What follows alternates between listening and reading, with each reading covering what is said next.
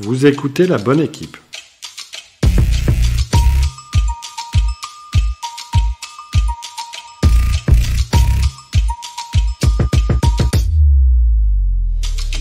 On a déjà dû vous poser la question « Qu'est-ce que tu veux faire quand tu seras grand ?» Et en général, la réponse est « J'en sais rien ». Parce qu'on a besoin de bouchers, de business développeurs, de data scientists, d'infirmières, de maires, de militaires ou encore de pompiers, le podcast La Bonne Équipe, c'est le podcast des métiers. En partant d'un principe assez simple, la bonne équipe, c'est d'abord celle qui se complète en étant persuadé, bien sûr, que tout le monde a un rôle à jouer dans la société. Au travers des interviews que je vais dresser de mes invités, l'idée sera de comprendre en quoi consiste leur métier, quelles en sont les sources de plaisir ou les contraintes, l'idée étant bien sûr de vous inspirer un maximum. Je m'appelle Jérémy Muselet, je suis intervenant en école de commerce et plein d'autres choses encore, et je vous souhaite une bonne écoute.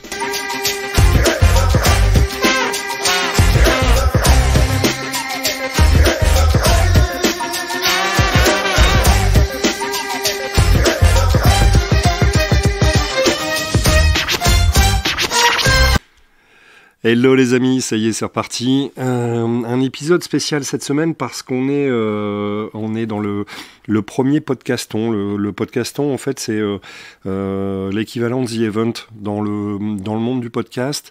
Ça a été monté par des amis canadiens. On est à peu près 300 en France à participer à l'événement. Le but, c'est de mettre en avant des associations qui ont toutes des objectifs radicalement différents et de leur laisser un temps de parole pour comprendre ce qu'ils font, qui ils sont et ainsi de suite. Et à ce titre, je reçois aujourd'hui Siam Damani. Ça va Siam ? Ça va et toi ? Ouais, nickel. Écoute, potentiellement ça vaut peut-être le coup de déjà de te présenter rapidement et puis derrière de nous dire qui tu représentes. Tu remarqueras, j'ai fait un teaser en fait. Pour rien dévoiler jusqu'au dernier moment. Ça marche. Moi c'est Siam Damani. Je suis étudiante à l'école MBA en management achat et supply chain et achat. Je suis en alternance. Et à côté de ça, donc, j'investis beaucoup de mon temps dans l'association Anti-Fashion, pour laquelle aujourd'hui on vient à discuter. Et puis voilà. Ok. Et en deux mots, Siam, anti-fashion, c'est pourquoi, sous-entendu, pour quelle raison, dans quel objectif ? Pourquoi ce mot ? Ouais. Alors déjà, dans quel objectif ? C'est déjà une histoire. Alors l'association elle a été créée en 2016. L'idée de cette association, de base, c'était juste un centre de conférence.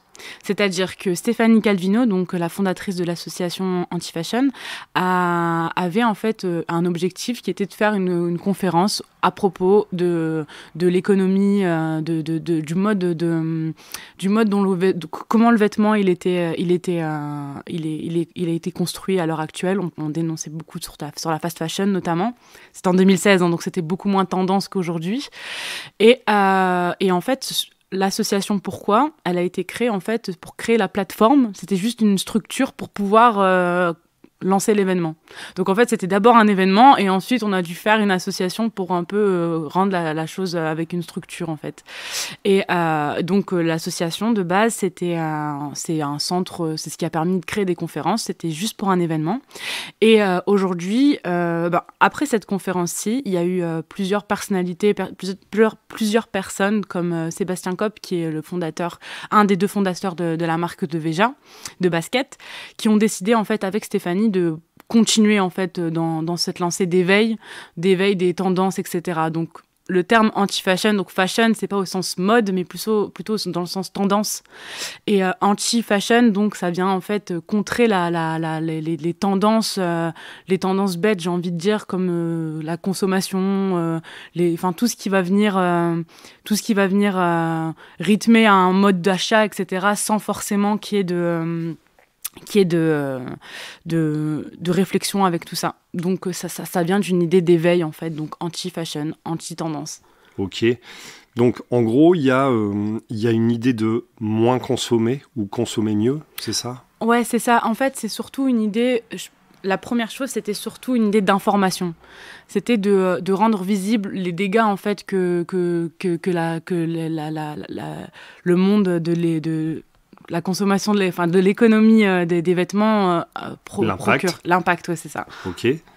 Et donc, c'est ça l'idée principale, à travers l'éveil d'information, donc de montrer un peu tout ce qui est fait.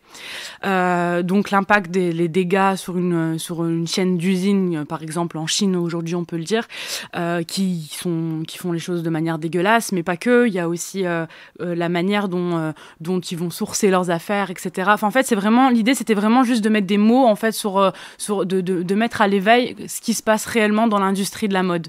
C'était ça initialement. Et en fait, on s'est rendu compte qu'au fur et à mesure, en fait, de juste mettre les informations telles qu'elles étaient, ça permettait de créer un éveil.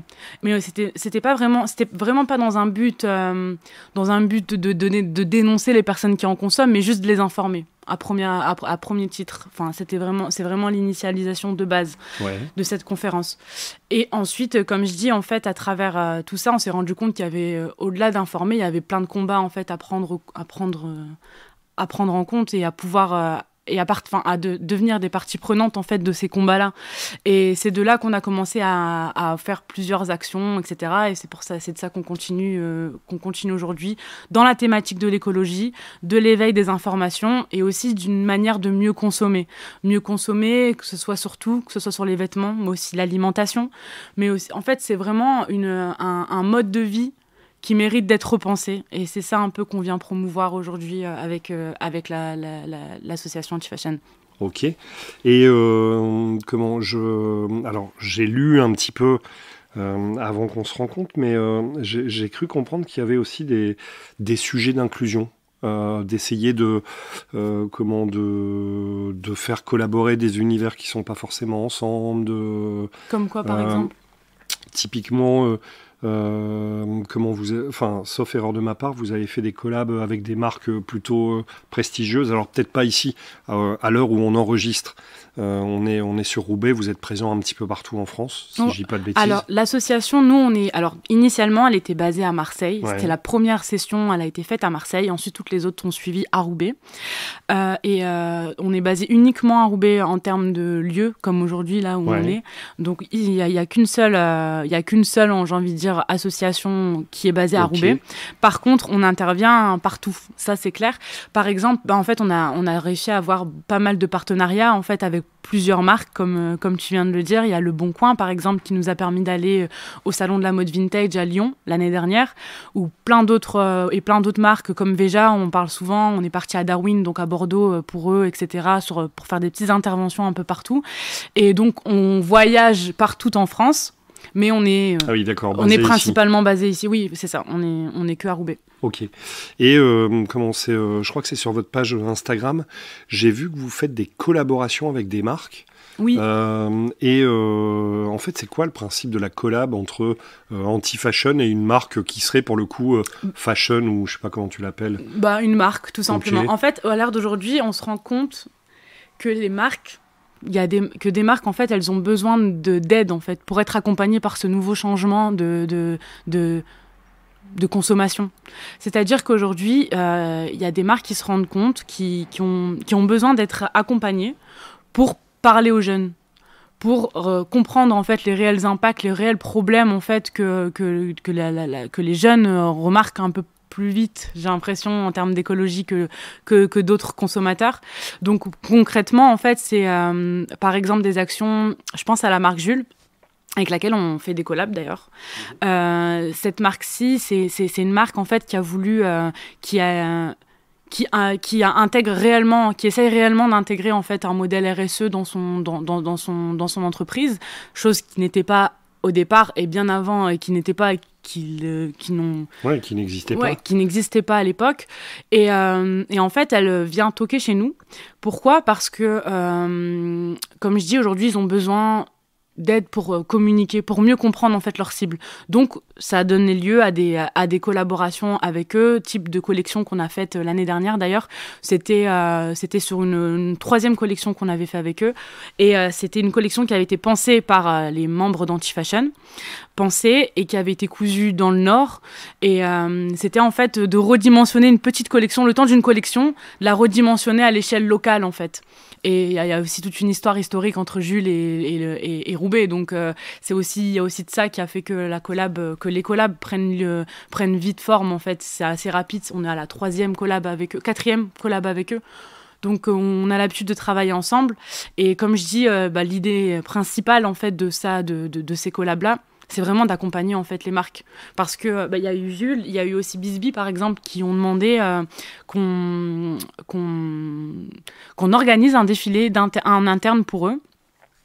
Alors pourquoi ? C'était tout simplement en fait ils voulaient que la marque Antifashion, en fait. La marque Antifashion, c'est quoi aujourd'hui ? C'est promouvoir des enjeux, les enjeux de société, tels que l'écologie, tels que la mode de consommation différente, mais aussi on sait s'adresser en fait aux jeunes à l'heure actuelle, parce qu'on représente en fait les jeunes, et donc en fait toute cette énergie là qu'on arrive on crée tous ces points là, on crée une énergie qui aujourd'hui est l'ADN d'Antifashion et qui fait qu'aujourd'hui des marques voudraient en fait s'imprégner ou voudraient par cette énergie-là, qu'on vienne impacter un peu leur marque, etc.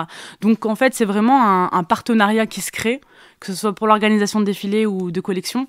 C'est des partenariats qui se créent en fait pour qui notre énergie a séduit en fait et les aide eux à communiquer. Ok. Et alors c'est sûr.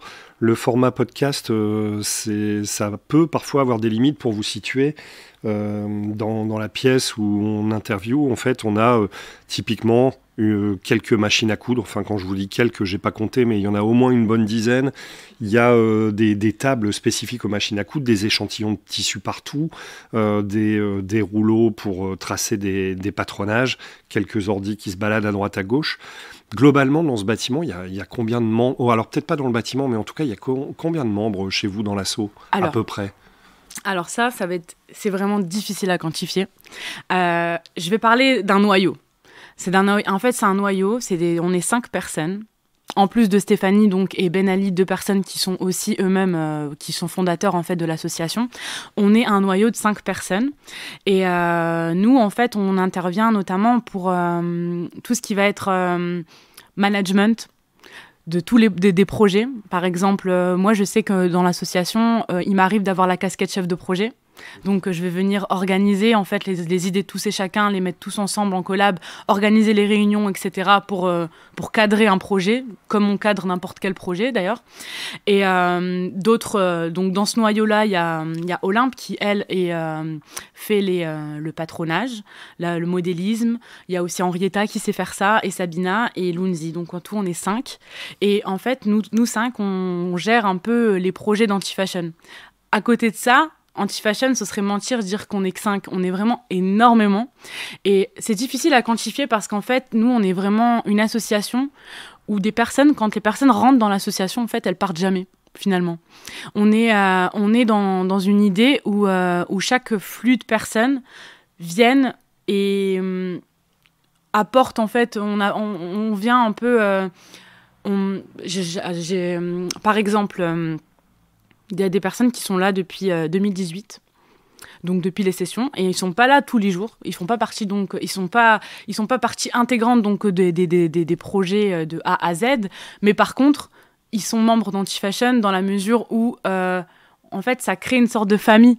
Et dans tous les projets, on se rend compte que c'est souvent les mêmes visages qui reviennent, etc. Que ce soit pour des shootings, que ce soit... Parce qu'en fait, selon toutes les ambitions professionnelles de tous et chacun, c'est un peu confus quand je l'explique. Vas-y. Non, je vais reprendre. Mais j'attendais en fait. Non, c'est un peu confus. Donc quand je l'explique, du coup, je vais un peu reprendre sur l'idée du noyau en disant qu'on est 5 personnes à gérer les projets. Mais à côté de ça, Anti-Fashion, ça s'étend à peut-être une trentaine, une quarantaine de jeunes qui, eux, viennent, rencontrent Anti-Fashion sous différents angles. Soit ils viennent en toquant à la porte en disant aujourd'hui, je suis perdu dans mes études, je sais pas quoi faire, j'ai envie de donner du sens, j'ai envie de découvrir la vie, des métiers en fait, j'ai envie de découvrir des métiers, je sais ce que j'aime faire, mais je trouve aujourd'hui dans le système scolaire, je trouve pas de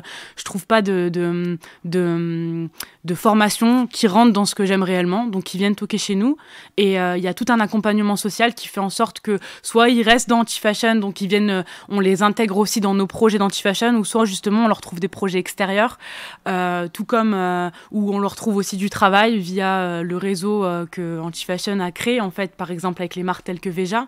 Aujourd'hui, il y a plus de 5 personnes en CDI là-bas à Paris, chez Veja, qui viennent d'Anti-Fashion. Donc c'est soit ce genre de personnes-là qui viennent toquer chez Anti-Fashion, ou soit c'est tout simplement des personnes qui étaient là à une session à un projet, par exemple Decathlon, on a fait un défilé avec eux récemment. Il y a eu 150 personnes qui ont postulé pour être modèles, on en a retenu 70. Ces 70 jeunes, à peu près, il y en a une vingtaine qu'on voit régulièrement, encore aujourd'hui, alors que le projet, il est terminé. Et ces jeunes-là, c'est comme je dis, c'est des profils différents, soit des étudiants, soit des personnes qui sont en recherche de travail, soit des personnes qui souhaiteraient se découvrir eux-mêmes. Donc, par se découvrir eux-mêmes, ils sont à la recherche d'une passion, ils sont à la recherche d'exploiter leur talent. Il y a vraiment tout ce type de personnes-là qui entrent dans Anti-Fashion et qui font partie d'Anti-Fashion aujourd'hui. Et la durée, en fait, elle est indéterminée, j'ai envie de dire, parce qu'on apprend tous les jours à se connaître, en fait, finalement. Donc, ces personnes-là, un jour, ils nous ont dit qu'ils voulaient être acheteurs. Finalement, ils reviennent là, finalement, j'ai envie d'ouvrir ma boutique de fleuriste. Comment je fais pour le faire ça ? En fait, c'est vraiment un accompagnement qui accompagne réellement. C'est ce que j'ai pu constater, qu'on accompagne réellement en fait les personnes de A à Z selon leurs ambitions. Il n'y a pas de rythme particulier, il n'y a pas de nombre de personnes en particulier, mais il y a juste des personnes qui sont à la recherche, qui sont demandeurs de quelque chose en fait, tout simplement. Mais alors tu vois, donc du coup c'est bien ce que je disais tout à l'heure, il y a un côté, donc Anti-Fashion, il y a un côté éveil des consciences sur la consommation, consommer autrement, différemment. Et alors moi je l'ai appelé inclusion, mais c'est peut-être pas le bon terme, mais c'est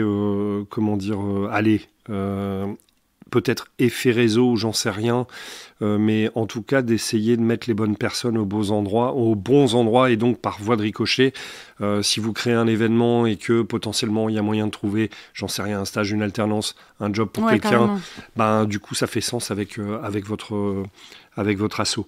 Ok. Est-ce que comment vous faites pour vous financer ? Parce que forcément, dans une asso, il y a un moment, tu as besoin d'argent, peu d'argent pour vivre, même si les permanents sont pas payés, je tiens à le dire, mais vous avez quand même besoin de subsides, entre guillemets. Alors, ça, c'est super important, parce que, comme tu dis, en fait, on intervient beaucoup dans des situations, comme tu as dit, toi, tu dis inclusif, moi, je dis aussi plutôt des relations sociales, en fait, finalement, des actions sociales, finalement, à chaque fois. Et en fait, sur certaines de ces actions-là, il y a des actions qui nécessitent des urgences, donc de l'argent à découler rapidement en fait, sur des situations. Aujourd'hui, un jeune arrive et il n'y a pas de logement, il dort dehors de ce soir. C'est dans tous les cas on n'a pas le temps de faire une demande de financement pour cette personnalité, donc il faut de l'argent en fait. Donc c'est ce qu'on fait. Donc nos partenaires, on a des partenaires comme la ville de Roubaix, qui est un de nos partenaires, mais aussi des partenaires privés, comme je disais, avec les marques que j'ai citées plus haut. On a LVMH aussi qui finance l'association, on a Veja, et on en a plein d'autres. Et toutes ces marques-ci, en fait, ils nous donnent un budget à l'année. Et suite à ce budget-là, nous, on voit comment du coup, on gère la trésorerie par rapport à ça. Et comme je dis, des fois, sur certaines sur certains projets aussi, par exemple, tout ce qui va être de l'organisation d'événements, etc., pour des marques, etc. Tout ça aussi, ça rentre, ça fait une entrée d'argent dans l'association. Bien sûr. Ouais. Et donc aujourd'hui, c'est comme ça qu'on se rémunère. Alors, qu'on se rémunère, donc qu'on finance l'association. Sur certaines actions aussi également, les membres de l'association, comme d'autres, quand je parle du noyau, mais je parle aussi des autres, selon les prestations qu'ils vont faire aussi, sont rémunérés. Aujourd'hui, les jeunes, par exemple, je pense au pôle de Shepherd. Donc aujourd'hui, c'est le pôle dans lequel on se trouve. Ouais. C'est un pôle. Donc... C'est le nom. Alors pour ceux qui parlent absolument pas le ch'timi, c'est le nom du bâtiment. En l'occurrence, c'est pôle de Shepherd. T'as dit ? C'est le pôle de Shepherd, c'est ça. Ok, de Shepherd. Et donc en fait, le pôle de Shepherd, c'est une structure, c'est une structure qui regroupe un peu toutes les activités des quartiers de Roubaix en fait. Ouais. Et donc le pôle de Shepherd, par exemple, nous finance sur des projets, par exemple, d'ateliers upcycling. Donc, les membres d'Anti-Fashion vont venir animer des ateliers et les jeunes sont rémunérés en fonction des ateliers qu'ils tiennent. Donc, il y a plein de financements qu'on trouve par-ci, par-là. Et c'est vrai qu'à chaque fois, là, pour l'instant, on arrive dans une phase, en fait, où on est en train, justement, de structurer l'association. Parce qu'en fait, on se rend compte qu'il y a beaucoup de travail à faire. En fait, il y a beaucoup de jeunes, il y a beaucoup d'actions qu'on aimerait faire, etc. Et forcément, ça coûte de l'argent.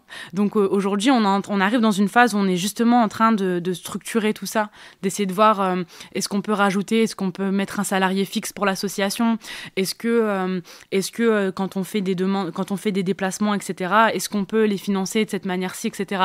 Aujourd'hui, on est vraiment dans ça, on est dans un renouveau en fait un peu de l'association, on essaie vraiment de la cadrer pour pouvoir aider un maximum de personnes. Parce qu'en fait, au final, l'objectif, c'est quoi réellement ? C'est ce que j'ai remarqué, en fait, finalement, en étant moi-même membre de l'association. C'est juste l'intérêt, en fait, de cette asso, c'est vraiment que chaque journée, elle ait du sens, en fait. C'est que quand une personne arrive et qu'elle a un problème, l'idée, c'est de l'aider, en fait. De trouver une solution pour elle, d'être présent en fait, et quand je dis de l'aider, c'est-à-dire à la fois dans sa situation, mais à la fois dans l'éveil aussi de certaines choses. Je pense à un truc bête, mais par exemple des personnes essayer d'avoir une éveil, notamment dans ce qu'on va manger par exemple, juste les accompagner. En fait, l'idée c'est vraiment d'accompagner un maximum quoi, et donc on essaie de structurer tout ça pour pouvoir accompagner et aider le plus de personnes. Ok. Et tu vois, ce que je trouve étonnant dans la démarche, mais pas...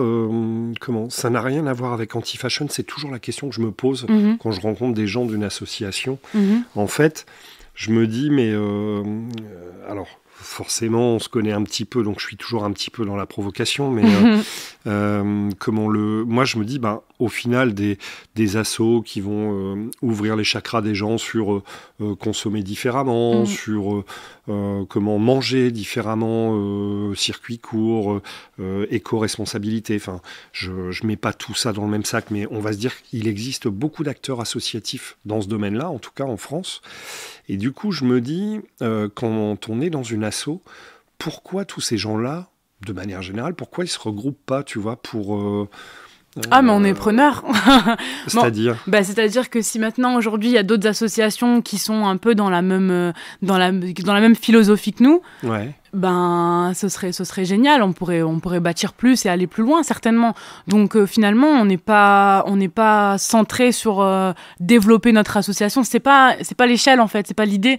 Ouais. L'idée, c'est d'avoir un impact, en fait. L'idée, c'est d'être aujourd'hui, d'avoir un budget suffisant pour pouvoir aider le nombre de personnes qu'on veut voir, qu'on pouvoir aussi continuer aussi ce qu'on fait à côté, comme par exemple tout ce qui va être des ateliers, tout ce qui va être les déplacements pour aider d'autres personnes, etc. Ou tout simplement pour ramener plus de jeunes. Par exemple, je pense à des voyages qu'on fait, on ramène plein de personnes de l'association, on va venir faire des ateliers, etc. À la fois, on va travailler un peu loin, on va se déplacer, etc.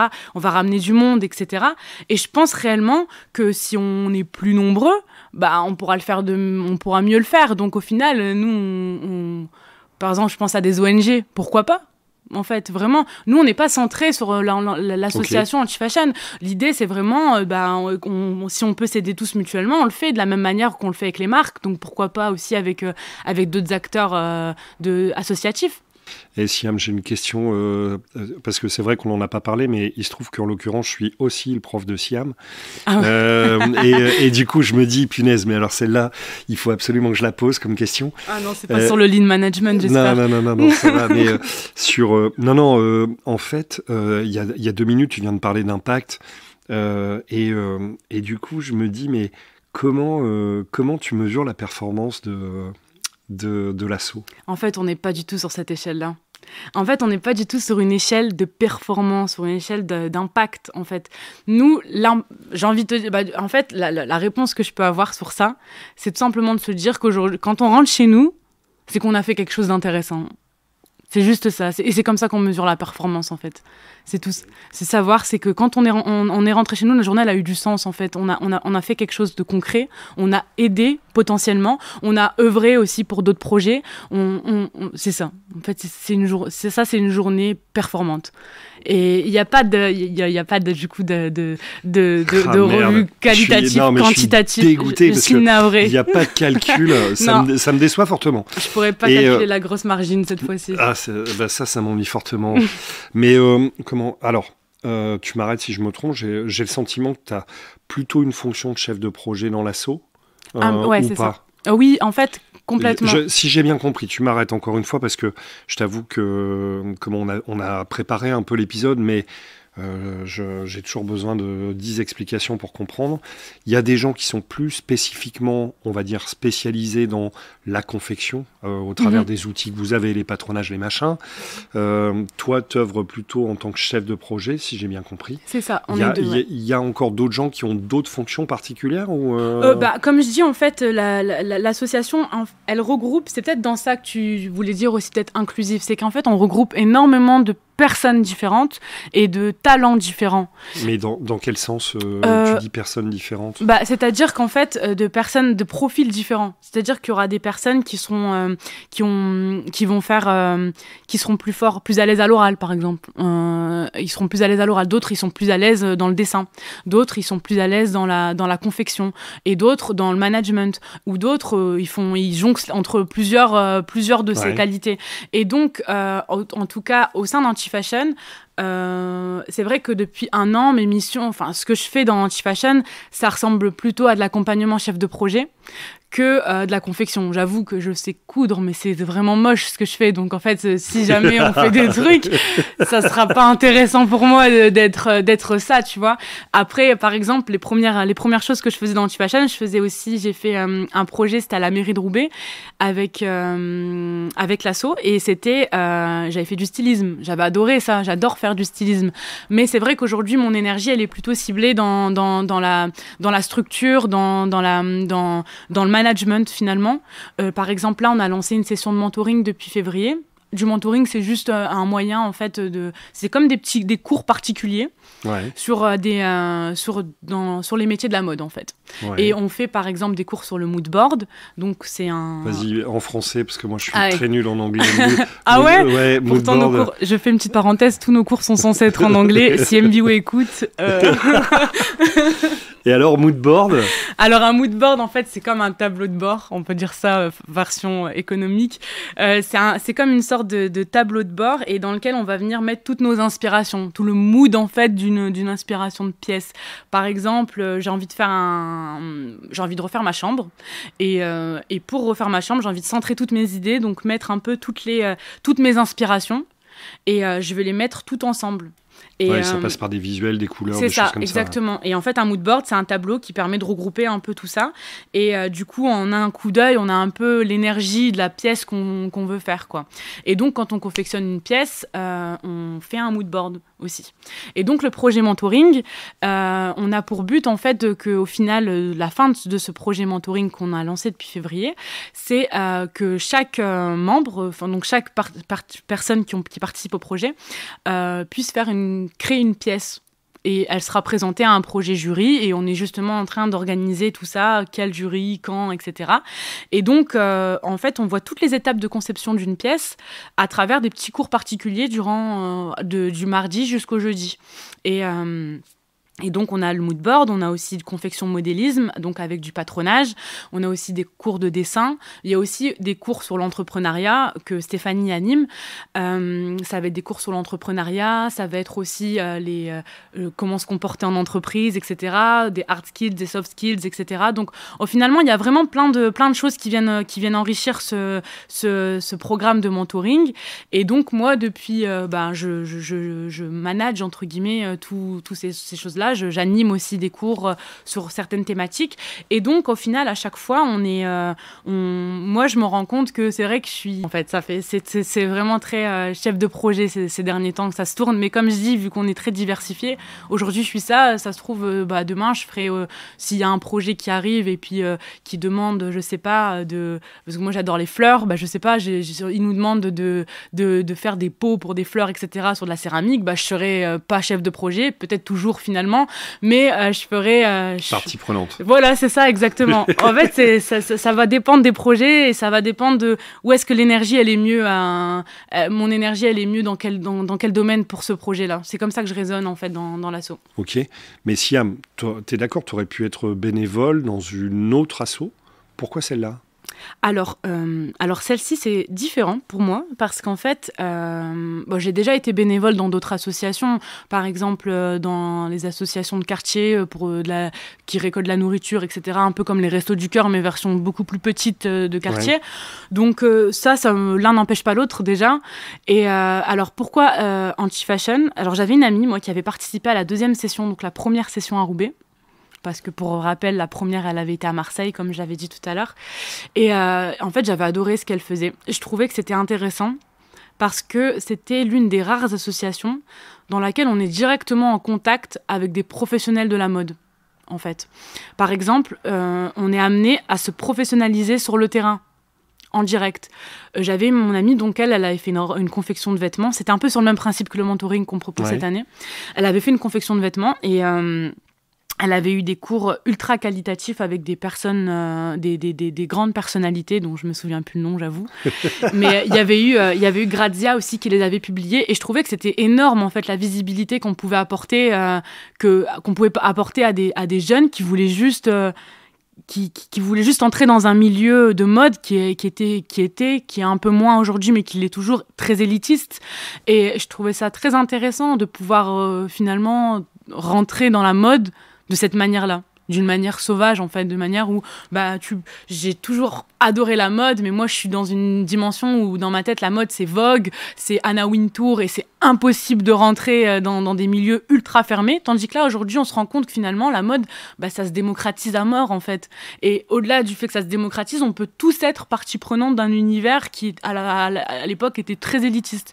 Et donc moi dans l'asso j'ai trouvé ça super intéressant qu'aujourd'hui des jeunes de n'importe où puissent rentrer dans la mode. Et donc, c'est la première chose vers laquelle je suis allée quand je me suis inscrite dans l'association. Donc, j'avais passé un entretien et tout ça. Ah oui. Ouais, à l'époque, j'avais passé un entretien. C'était pour une session de mentoring aussi. Et en fait, j'avais passé un entretien. On était beaucoup de jeunes à vouloir rentrer dedans, dans la session mentoring. Ouais. Et j'ai été... pas prise tout de suite, d'ailleurs, c'est vrai. En liste d'attente. Ouais, c'est ça, parce que après, en fait, c'est comme je dis toujours, il y a une contrainte de nombre de bénévoles, peut-être. C'est ça, en fait. On est limité dans la mesure où on a un devoir de toujours essayer de dégager le plus de fonds pour pouvoir accueillir le plus de personnes dans des projets comme tels. Et donc, moi, j'étais arrivée à une époque où la mentoring, ils étaient sur c'était un groupe de 10 personnes, quoi. Donc, par rapport à aujourd'hui, je pense que quand on a lancé le mentoring, on était beaucoup. Il y avait déjà plus de personnes qui voulaient rentrer que 10. Donc, on est content aujourd'hui de pouvoir les accueillir. Mais à l'époque, moi, quand je suis allée, il y avait un nombre de places très limité dû au fait qu'il y avait un accompagnement social, etc. Et on n'avait pas la structure nécessaire pour pouvoir accompagner autant de personnes. Donc, moi, je suis rentrée pas tout de suite, comme je disais. J'ai reçu un email, j'ai participé à des projets, donc. Et en fait, j'ai jamais vraiment quitté. J'ai adoré le fait de pouvoir rentrer dans la mode, de me professionnaliser, clairement. Parce que quand je me rends compte, d'ailleurs, depuis 1 an, avec toutes les marques qu'on a pu rencontrer, je pense à Decathlon, je pense à Bisbee, je pense à Jules, mais je pense aussi à Veja et plein d'autres.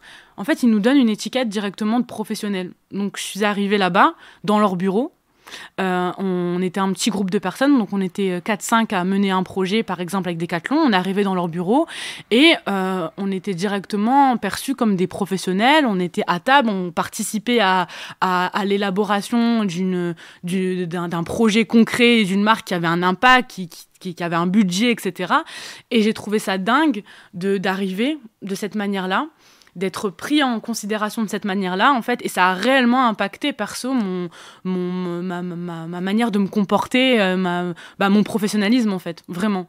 Et je trouvais ça dingue, parce que je trouve qu'aujourd'hui, il n'y a pas d'asso qui fait ça. Enfin, j'en ai pas trouvé, en fait, des personnes qui te permettent d'être professionnel, de te professionnaliser, de travailler avec des gens qui sont compétents, qui ont tout à t'apprendre, etc. Et j'ai trouvé ça dingue. Et alors, je sais pas, tu n'as peut-être pas la réponse à ça, mais tu l'expliquerais comment, toi ? C'est-à-dire ? En fait, tu viens de dire, punaise, au travers de l'asso, j'arrive à être mis en relation avec des professionnels. Je suis considérée comme une professionnelle du domaine. Et tu dis, j'ai pas trouvé l'équivalent ailleurs, dans une autre asso, sous-entendu. Oui. Mais du coup, comment tu arrives à expliquer ça ? Parce que vous êtes quand même pas si nombreux. Enfin, je veux dire, pour déjà manager des projets avec un noyau de 5, face à des donneurs d'ordre qui sont pas petits non plus. Oui, c'est vrai. Enfin, à un moment donné, je me dis, comment t'expliques que ça marche aussi bien ? Alors, j'ai la réponse, je pense. Comme je dis, l'association a été faite en 2016. Et je pense, en fait, que c'est tous ces acteurs, en fait, que Anti-Fashion elle a pu balayer au fil des années, qu'ils ont pu œuvrer pour aujourd'hui avoir une réelle identité anti-fashion et aujourd'hui avoir cette crédibilité-là face aux marques, je pense. Par exemple, aujourd'hui, si on arrive à se balader dans les locaux de Decathlon pour travailler avec tous les cadres du projet, etc., c'est parce que 6 mois avant ça, on était sur un autre projet avec Bisbee et pareil, on est rentré et on a bossé le projet d'une manière très professionnelle. Et avant ce projet-là, c'est parce qu'il y a 5 ans, quand on a eu un projet, on l'a travaillé d'une manière pro, en fait.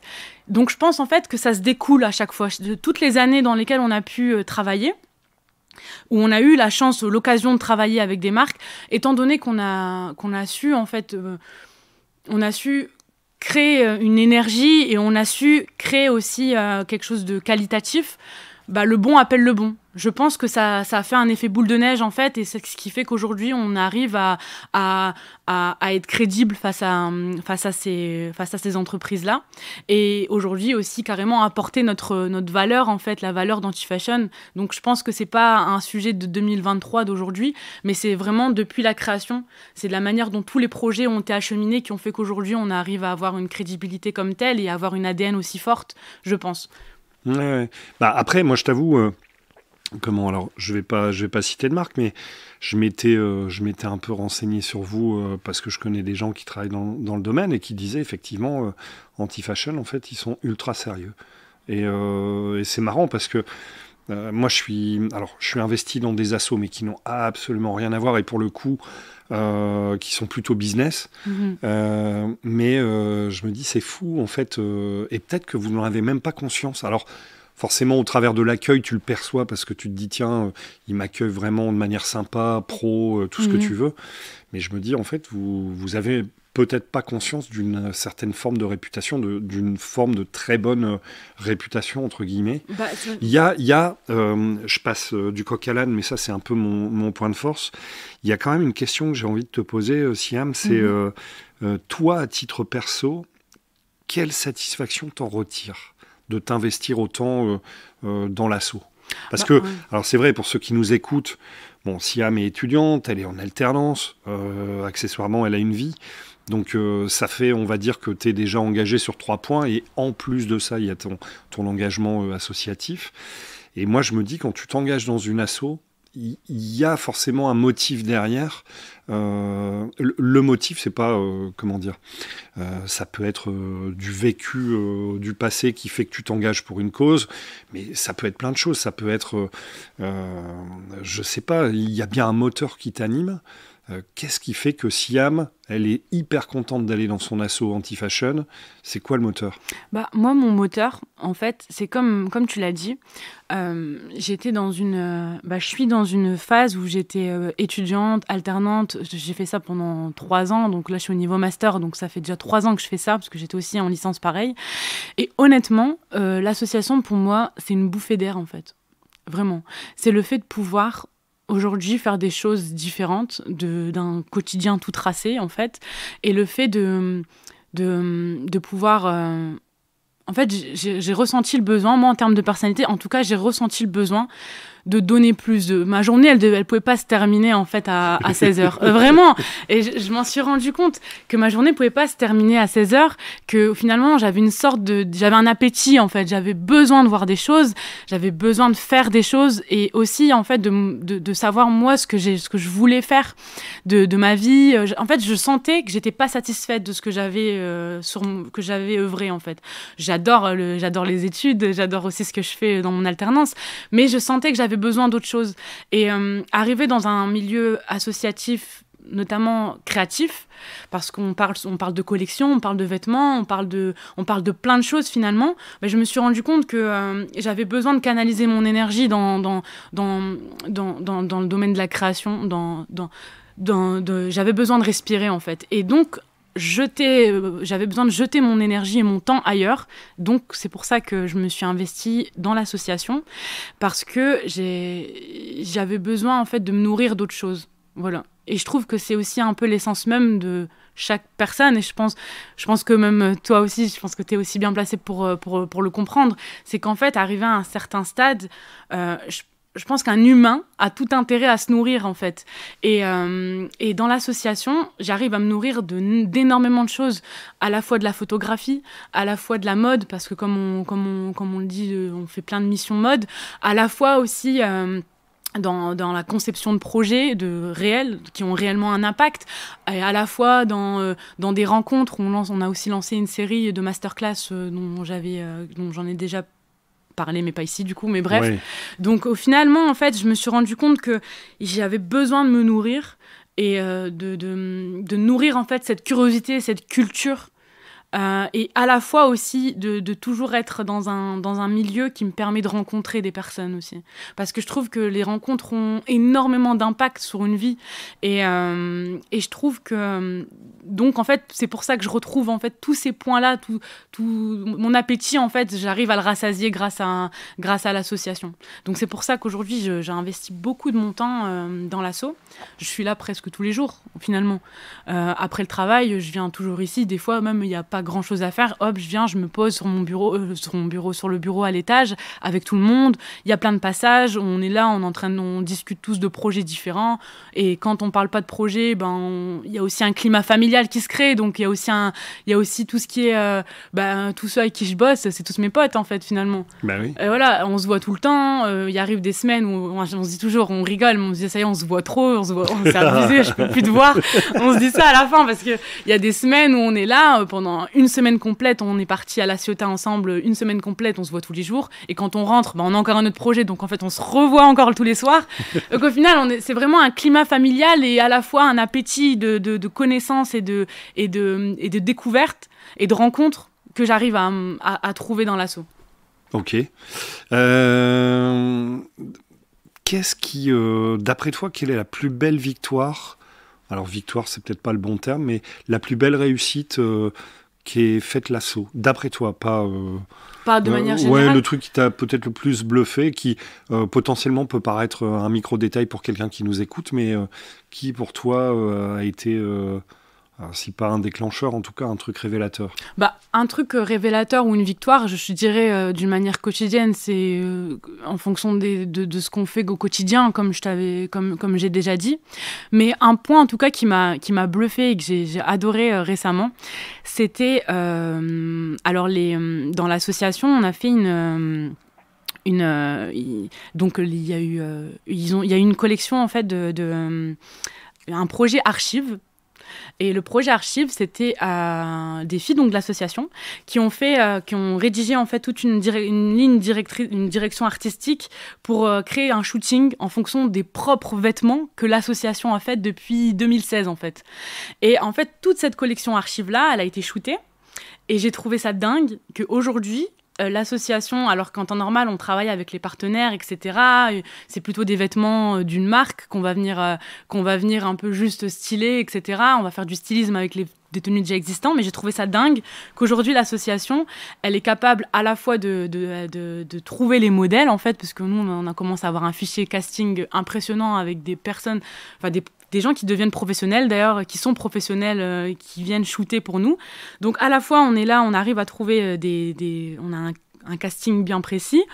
On a des vêtements aussi, on a toute une collection archive et on a aussi tout le côté pro de la direction artistique avec aussi des personnes qui vont venir, des professionnels avec lesquels on a l'habitude de travailler, qui vont venir shooter. Donc en fait, on se rend compte que de A à Z, on est capable de mener un projet créatif en fait finalement aujourd'hui.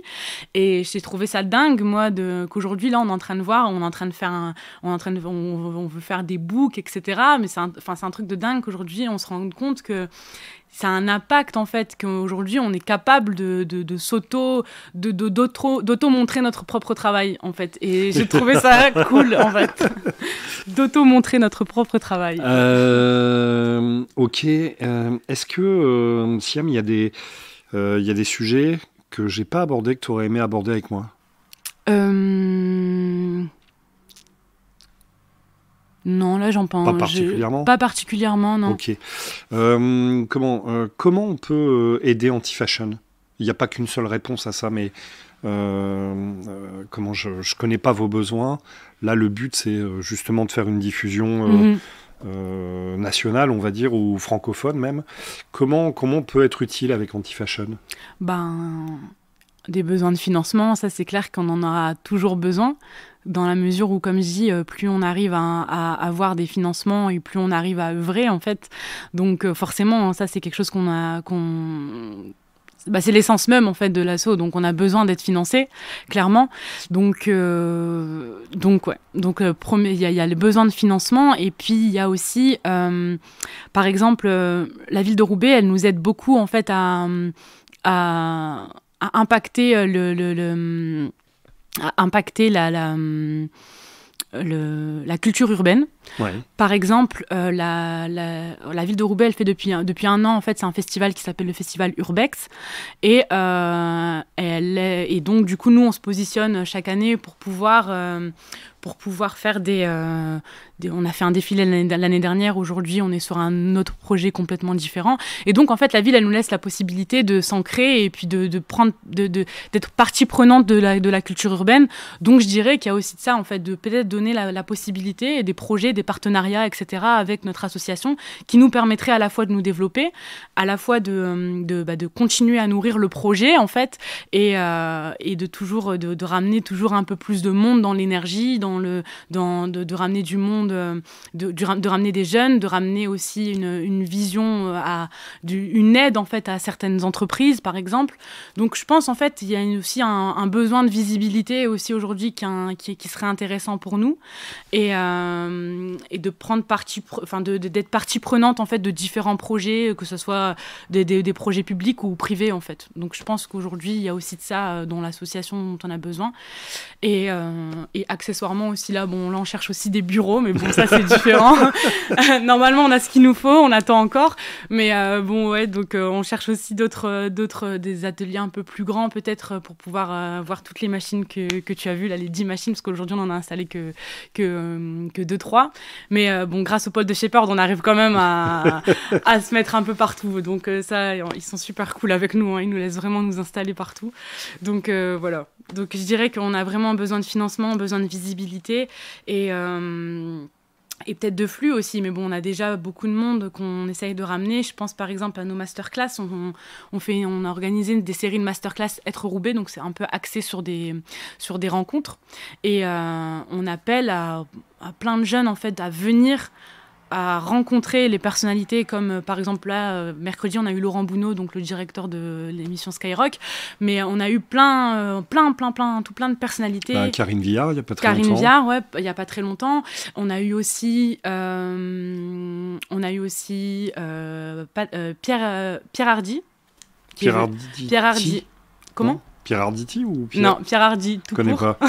C'était un ancien directeur de la maison Hermès qui faisait les chaussures, les souliers, etc. Et aujourd'hui, il a sa propre marque. Donc, en fait, toutes ces personnalités-là, elles viennent un peu raconter leur parcours. L'idée, c'est un peu d'inspirer, de voir que des fois, les gens, ils sont partis. Je pense à Karine Viard qui, de base, elle faisait juste elle travaillait à Burger King et finalement, elle se retrouve actrice. Enfin, tous ces parcours-là, en fait, qui viennent un peu impacter, qui viennent un peu montrer que les parcours atypiques ça existe et que finalement tout le monde peut faire ce qu'il veut en fait. Et donc l'idée de flux, de ramener du monde, c'est de plus de personnes pourront venir voir ces rencontres ou venir juste écouter ou s'inspirer, plus ça aura certainement plus d'impact finalement sur le long terme. Donc je dirais que c'est un peu tout ça. Ok. Aujourd'hui.